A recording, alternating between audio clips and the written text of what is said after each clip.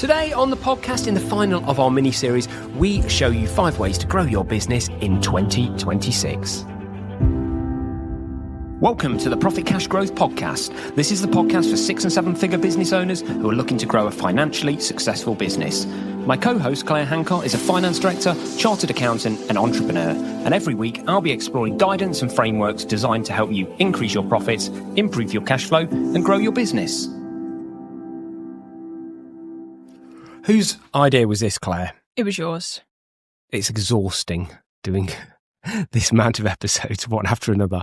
I am enjoying it. I'm full of enthusiasm after episode 2, but because I've not been very well for the last week or so, like my voice has slowly deteriorated through each of the 3 mini-series, and I think this one's going to be the final one where it's going to go.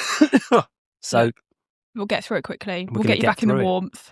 Anyway, so welcome to episode 3 of this mini-series, our 100th birthday, and where we're going through increasing your profits, which we did on Tuesday, improving your cash flow, which we did in yesterday's episode, and today we're covering grow your business because it is your strapline. And I'm particularly excited about this one because this is kind of my domain more than your domain because I'm a... Excuse me? Well, I'm not an expert at the more technical stuff, but when it comes to growing a business, like it's all I know. So I've been in sales my whole life and I'm a salesman. So that's my life, isn't it? Look, I always describe enjoy myself talking about this as an entrepreneur that happens to be an accountant. So I think... It's not what you describe yourself for 20 years as an accountant, but... No, I know, for the marketing. You've got to be an accountant. Yeah. But look, we have done 3 episodes, celebrate our 100th birthday, and it is the Profit Cash Growth tagline, how to increase your profits, improve your cash flow and grow your business. And we're giving you our top 5 ways that we think you can do each of those things for 2026 in these weird and wonderful economic times that we find ourselves in. You're solidly putting your money where your mouth is, aren't you? Absolutely. And it's just a little flavour also of what our customers get when they're working with us. What types of things are we talking to them about on a weekly basis? It's not talking to them about keeping their expenses and filing their tax returns. Pay less taxes and exactly. Like that. Great. Well, let's get straight into it. So, in the Grow Your Business section, where are we going to start off? Number 1, Claire? Number 1, revenue expansion instead of new customers. So I think it was Alex Hormozy that said this once in a podcast, and he said that he reckons that most businesses could get to 8-figure revenue before they need to sell more than one product or anything like that. And this really stuck with me. And this is something that I did when I was fairly new, actually, and I probably only had like a handful of customers and it was just me. And I think in the space of 2 months, I doubled my turnover and I didn't get a single new customer. That was just by simply having conversations with my existing customers and saying, oh, did you know that I do this as well? How about I help you with this? What about this opportunity that you've got coming up? Maybe we could do that as well. So I think there is so much opportunity in your existing customer base to make a significant leap forward in terms of your annual revenue. Just by unlocking where they're spending money elsewhere that could be diverted to you or where they have other problems that your business could solve. Absolutely. So we've done an entire podcast on this actually last year. It's episode 52. So it must have been maybe around Easter time last year. Yes, it was called the Ultimate Sales Spreadsheet. Yeah. And there's there's a free download. If you go to that podcast and listen to that podcast, it goes into it in much more detail. There's a free download that will help you do it as well. But essentially... I'll also put the download on the show notes of this episode as well for this Ultimate Sales Spreadsheet. If you want to download it, click on it. Essentially, what we're suggesting that you do here is you go through and you make a list of all your customers, and then you just have, so you put your customers down the left-hand side of the spreadsheet, and you put your products or your services across the top of the spreadsheet, and you just go through and mark what customers buy what products from you. And you'll immediately see where there are some gaps. But the other powerful thing putting this in a spreadsheet enables you to do is it enables you to see patterns. So you could group customers together that say, do you know what, these customers buy tax returns from me, they also have payroll. And then I can say, okay, well, what are all the customers that also have tax returns but not payroll? Yeah. And it's really quite easy then to see where your quick wins and your low-hanging fruit is to go and upsell and your opportunities to sell more to your existing customers. So you don't have to go and source a single new customer. You don't have to market. You don't have to have any customer acquisition costs, anything like that. Just sell more to your current customers. So much opportunity. I'm not saying this to expose you, Claire. I'm saying this to impress upon everyone else that even the best of us fall into the same traps. But why this is so poignant is exactly the reason that you said at the beginning, which is you did this for your first 6 customers And then your business grew. Yeah, no, absolutely. I have loads of ideas, things that... When did you last review this yourself with your own customers? And every business owner falls into the same trap. You get busy, you get, knee deep in everything, and those things drop out, don't they? Whereas this is why Alex Hormozy and everybody else says the same thing, is right under your nose. The diamonds that you seek are right under your feet. Do you know what I mean? Yeah, I mean, I think we are quite good at this. We work on a slightly different model. So a lot of our customers are on like a retainer, which is kind of like everything in kind of cost. So there's not as much opportunity there. But certainly there are some supplementary services that I think that we could... are really easy, quick wins that we could be selling to our customers. And it's something that in 2026 need to get focused on. But our biggest problem has been we can't find good people. So this could be massive. You could, there's some business out there that I think could actually just double their turnover by just really focusing on this process alone. Download the spreadsheet and do exactly as we've sort of gone through, and You'll be surprised what you'll find. So moving on to number 2 to grow your business. Market and advertise your business. Now, in really tough economic times, if you're facing any sort of challenge in your business, it's so Mm. easy to go after marketing spend, particularly if you're outsourcing things like pay-per-click, social media agency, all of those kinds of things. It's just so easy to just say, oh, well, we'll just slow that down, or we'll just take a chunk out of the budget or something like that. And it's absolutely critical that you hold firm with your marketing and your advertising, and that you do not let this drop off. Well, horse before the cart. Before we talk about people stopping or reining back their marketing spend, let's talk about one of the big reasons why I put this on here in the first place, which is it absolutely baffles me how 90% of your clients, Claire, have grown a £1 to £10 million business through no marketing of their business, never advertising their product or service, but through sheer word of mouth and what comes through the door comes through the door. So actually, before we talk about switching off our marketing spend, can we talk about turning it on? Yeah, look, I think a lot of this is actually generational, if I'm perfectly honest. Yeah. The vast majority of customers that we've got have never done any marketing. They tend to be, I'd say, 50 plus. And, that was back in the day where being in the yellow pages was enough. And, so I think times have changed a little bit. And I definitely think some of our younger audience are more switched on to marketing and the way that it works in the modern world with social media and things like that. It's not blanket rule for sure. But yeah, I totally agree with you. The amount of businesses that have grown based on word of mouth and just been really good at what they do, and that is enough to keep the lights on, has baffled me. And I always think the opportunity goldmine that those businesses must have been sitting on that they've just never taken advantage with. I think you've slightly overcredited people and with that. And I don't think anything in times, I think the way we advertise, the way we market has changed, but I don't think people's mindset have changed. I'll tell you why, because in the estate agent franchise is a really good example, or any franchise or whatever else. If it's the amount, and when people set up their own businesses, I just think the amount of people that think that they do all the things around setting up a business, they get it all ready, they publish a website, and then they sit there and they expect the phone to ring. I think it's alarming how many people don't understand that if you don't tell somebody about your business, no one knows about your business. And it seems so simplistic, but I don't think it really changed. I think we only see the best, so that we think everyone's like brilliant and excellent, but I still think the same percentage of people won't advertise their business. And when we say advertise, we're not talking about necessarily like paid adverts. So we're not talking about like pay-per-click. We're talking about like a marketing strategy in general. And for me, for example, a heavy part of my marketing strategy is the podcast, and it's also about LinkedIn. We don't do any paid ads or anything like that. Like we don't pay for outsourced stuff. We did at the start, but we just found very quickly that wasn't our audience, it wasn't connecting, it wasn't working. And so now what we do is a lot of networking, a lot of speaking to people, and a lot of providing value. So your marketing strategy or marketing approach can look completely different depending on your type of business. It doesn't need to be paid ads, but there is so much opportunity. So many businesses will be cutting their marketing spend at the moment because they'll be scared about overhead costs, they'll be scared about cash flow, and they'll be cutting their marketing. And therefore there's a huge opportunity to just really hold firm, dial up your marketing, keep it going, keep yourself forefront of everybody's mind, because for sure in 2026, new customers are going to be harder to come by. So when somebody thinks of an accountancy firm, I need to be front and centre of their mind. And the only way to do that is to market more and more and more. 52 times. Wow. That's the number of times that somebody has to have seen your brand before they'll buy? Used to be 7, then it was 11, and now it's 52. In a digital world. Yeah. In a physical world, it's 3. And do you know what? So if you can get something into the hands of somebody, you only need to touch them 3 times.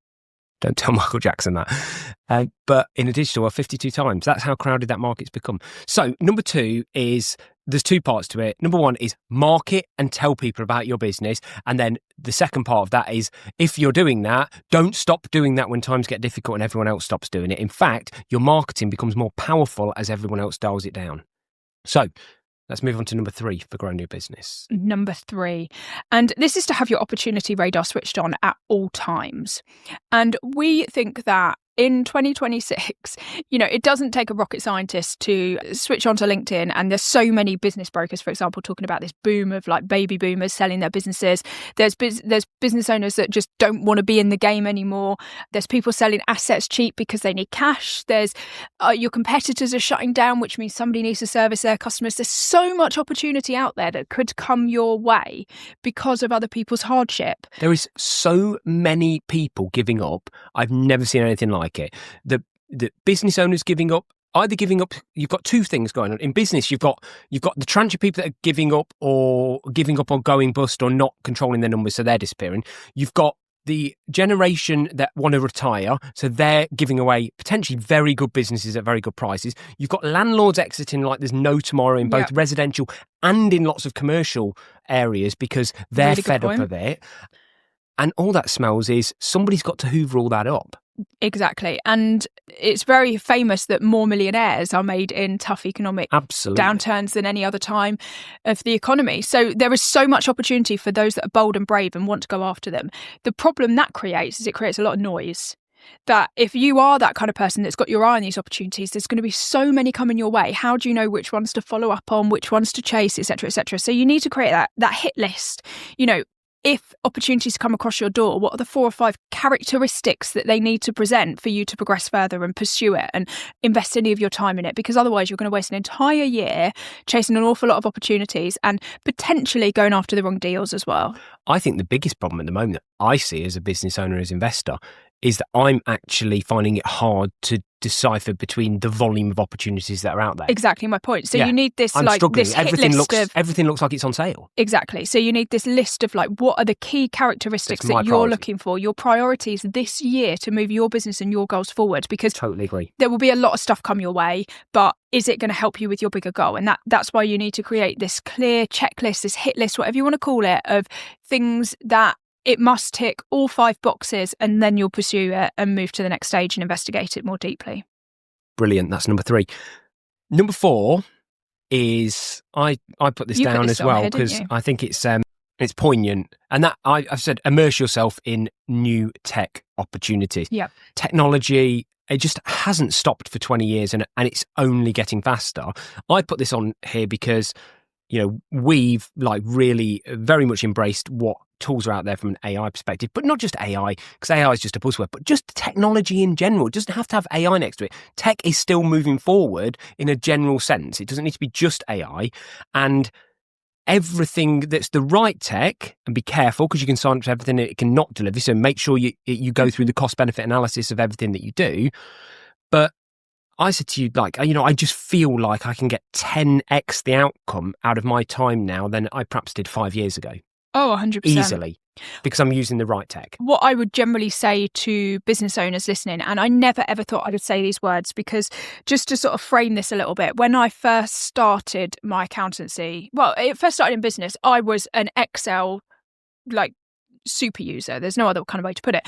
I even actually competed in this thing called Model Off, and the winner would be able to go to Microsoft and help Microsoft develop the next features of Excel. Loser. So anyway, I have been an Excel wizard for years, and it's something I prided myself in my accountancy career. And now I have almost all but eradicated spreadsheets in my business through utilising technology, because spreadsheets are fallible. Spreadsheets need somebody to set them up, to maintain them. Things go wrong in them, you make mistakes. So anywhere where you're using a spreadsheet, for example, I can bet my bottom dollar there's a piece of software that's better. Do you think spreadsheets will die out over 20, 50 years? the place that we do still use spreadsheets is because the technology just isn't there, but we have pursued to try and find the technology, but what's available isn't good enough.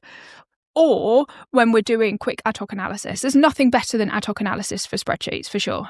Yeah, I think spreadsheets will always be there. I think they'll be used for less important tasks, basically. Yes. The thing is with the spreadsheet that software can never is it's so flexible. You can just build what you want and you can build it in 10 minutes. Whereas even with AI, you're not going to build a whole piece of software every time. Well, do you know what? I might be wrong. And in 20 years' time, we might be saying into our AI builder, just build me this, and it will do it so quickly that maybe it will even take away that. But at the moment, I don't see that. I love a spreadsheet. You know, I love a spreadsheet. And I've tried moving things into big systems, and like often the challenge is that it can over-engineer the need. Yes, I agree. And that's not helpful either when you want simplistic, things. So spreadsheet, there's still a space for spreadsheets, but in your world, which is a rules-based world, software really works well, doesn't it? Yeah, absolutely. Yeah. And why are we saying immerse yourself in new tech opportunities? Well, because it brings such productivity to your business, but it also, technology can work 24/7. Yeah, it can. So, for example, if you're going to pay somebody to do your social media, you might get a cheap person in the Philippines or something sitting there, doing a bit of LinkedIn stuff for a couple of hours a day. Yeah. There's tech that can do that for you. Now, I'm not suggesting... And you automate it. That's the most. You don't have to base it on trust. You don't have to base it on training like you do with a human. You just automate it. It's systemised. And we talked to. Well, I'm not going to spoil the last one, but we'll come on to this because it moves on quite nicely to our final point. And what this allows you to do is free up people's time to think and do things that only humans can do. So, nuances. Just like little things, like as a business, you send birthday cards to your customers. Well, get the bloody website to do it. Like, don't have somebody sitting in your office writing birthday cards, writing addresses and sticking stamps on them. There's just platforms out there. There's websites. Yeah. You just put somebody's birthday in once, forevermore it sends them a birthday card automatically. Exactly. So it's just little things like that, and then that frees up somebody's time to do something better. Yeah, like make the tea, empty the dishwasher, all those things that we can't systemise. Yeah, we need robots for that kind of stuff though, don't we? But yeah, the point about this is about freeing up people's time. Yeah. And it means that you can grow your business, and more importantly, it frees up people's headspace. So as a business owner, I think you get the most bang for your buck by freeing up your headspace and your time. That's a good one, yeah. We don't talk about the mental freedom that it brings, but I guess what we've not touched on is the number one thing I find is it's just speed. Oh, yeah. I can now move 10 times faster. So I can do in a year what took me 5 years. If you use it right. And I think you make better decisions as well, because, as soon as you put something in a system, there's more data available, so you can see output and results better.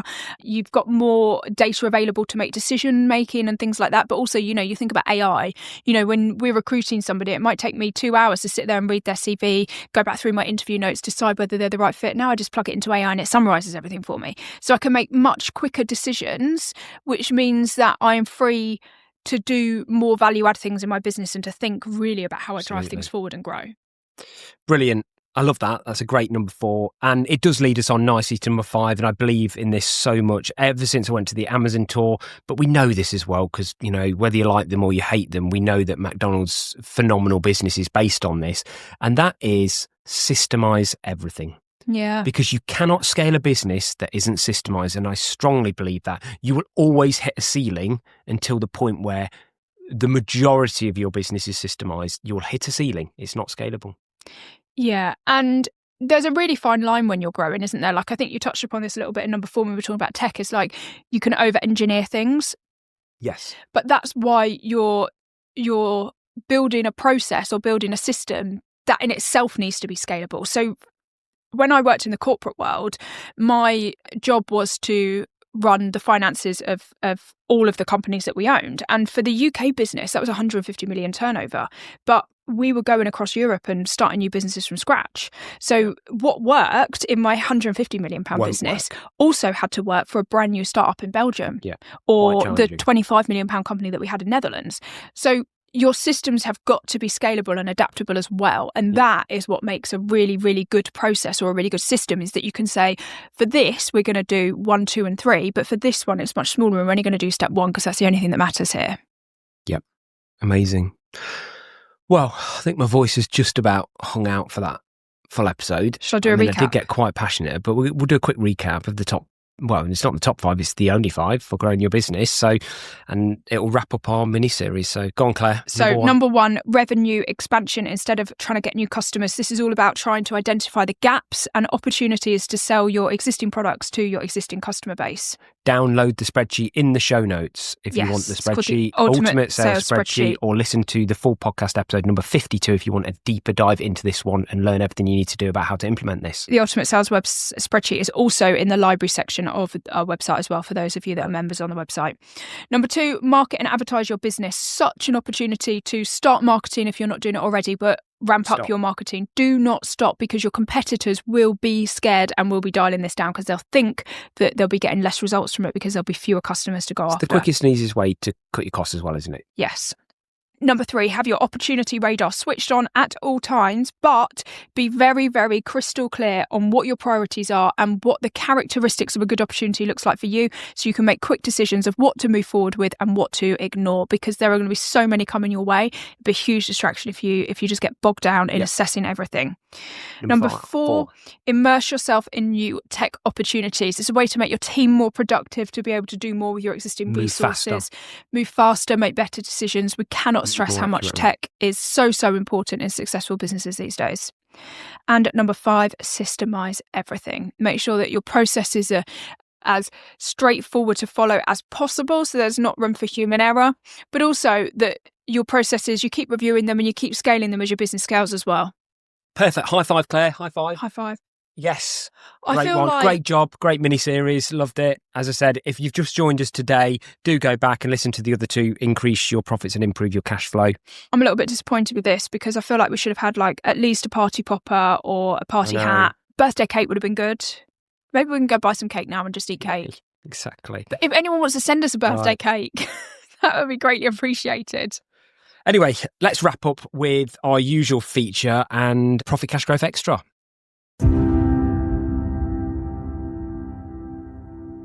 So my Profit Cash Growth Extra this week, you told me to put this in as we were building this episode because we have this resource and this tool ourselves, which is, ironically, the search bar on the podcast page on your website. On the Profit Cash Growth website, Profit Cash Growth, click on the profitcashgrowth.com/podcast or click on the menu button podcast.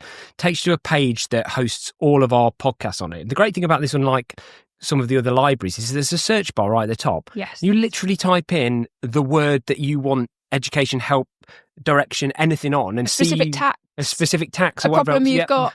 and see whether we've talked about it or covered it, because it'll pick up whether it's in the show notes or in the title, and you can just dive into those episodes and bring yourself up to speed on it, and it worked really, really well. Yeah, most of our episodes are evergreen as well.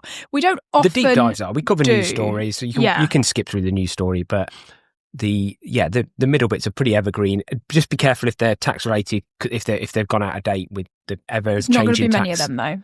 Employee ownership trusts will probably be a bit out of date, but yes. So do dive into them. And as always, if you feel like you might have outgrown your current accountant and you'd like to work with Claire and the team at Profit Cash Growth this year, nip over to the website, profitcashgrowth.com. As I said, on there, you've got the podcast. Join the newsletter. Newsletter goes out every Thursday with even more information and even more hints and tips alongside the podcast. You can order a copy of Claire's book, Profit by Numbers, on there. A physical copy will come through your door, and if you're a 1 million turnover plus business, you're going to find it completely invaluable. So start your year off with this podcast series, the book, the newsletter, and all of that stuff, and honestly, you will just literally be flying this year, because this will be right in the heartland of the stuff that you should be reading about. And normal service will be resumed next week, where we'll have the normal features, and we'll see you again Thursday next week, 6 a.m, and enjoy the rest of your week. See ya.